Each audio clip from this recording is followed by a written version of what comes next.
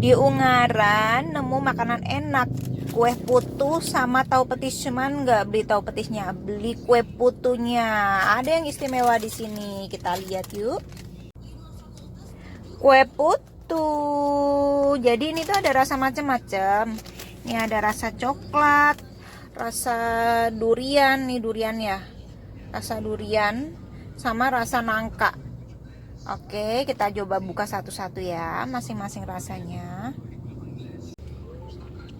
Oke, ini udah dibuka satu-satu rasanya. Ini yang nangka, jadi kayak nangkanya kayak juicy gitu, cuman nangkanya kerasa banget tau nih. Kan nangka banget.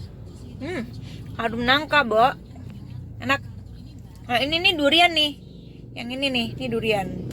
Tadi udah itu kan panas. Enak duriannya. Ini yang coklat. Dan ini di tengah-tengah sini ada yang original. Parah banget, ini enak ya, dan segini murah banget. Cuman 15.000, bayangin. Ini enak banget, di Semarang belum ada, cuman ada di Ungaran. Kue putu coklat.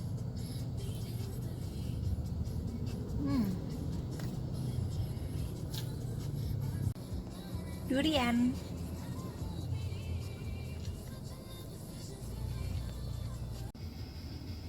Rasa nangka. Kue putu rasa nangka. Enak banget.